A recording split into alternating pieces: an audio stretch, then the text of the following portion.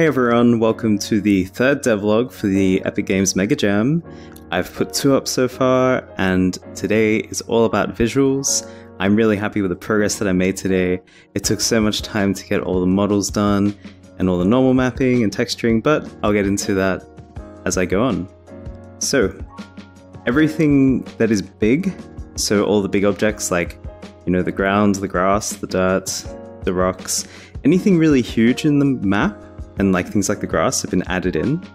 Any of the smaller props that you might be thinking, oh, it'd be cool if there was like a fence here or something like that, those will be added in tomorrow.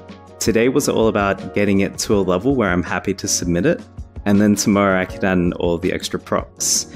So a lot of the areas are still the same. This area over here, you can use this to get up there.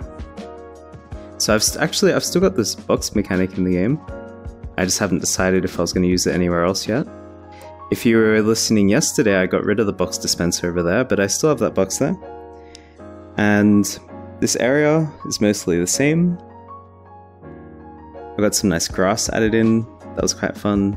They're just simple planes. They're all, if you notice, I used the terrain painter tool just on meshes, and it looks really nice because it just rotates them randomly and paints them in a spot.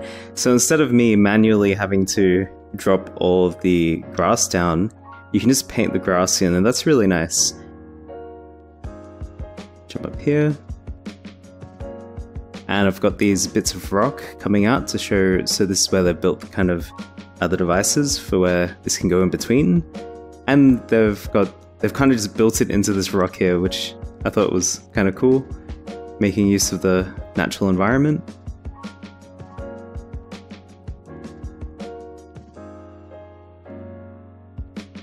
Now, this has changed a lot. I'm excited to show you this. This bit over here is pretty much the same, so I'm not going to get into that. This is one of the big changes visually. Like, obviously you saw all of this, but I really love this area and how this area came together. This area is pretty much the same as before. You'll also notice I actually put these objects around the doors, just to give them more of a reason why they're there. If I had extra time, I'd love to put a logo of the company that actually installed these, so they're not just like, oh, who put all this technology here?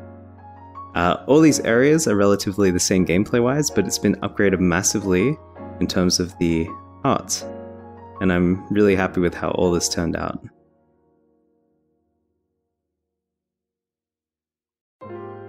Some of the map is still using BSP, so just the inbuilt blocks. For example, this kind of bridge here, which if I get the time, I'd love to make a proper bridge. Maybe like a metal bridge that they would have built, the company who installed all this stuff. I decided to go with these rock formations. It made a lot of sense to have these kind of big rocks around in this area. In terms of performance, it's really nice. They're singular meshes that are quite big. In terms of time, it was really easy just to model, normal map them, and start placing them around, and they look quite nice. So we have this area over here, which we can get to via this platform and jump up there and get those bolts. Just like yesterday, I'm going to skip ahead to show the final area, because the final area is the area that's actually been changed quite a lot.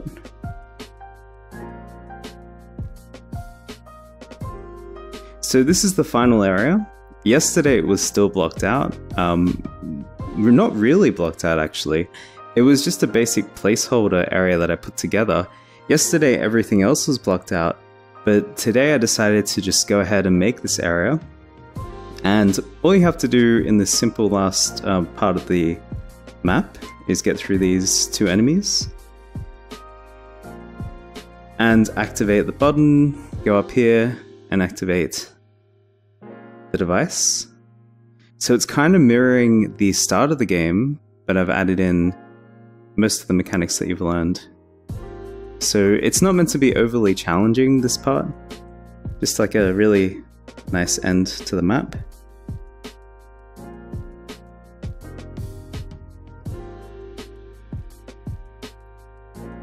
I have not fully done the lighting yet. I did add a nice LUT texture, which really made things look really good, and that was on the post-processing.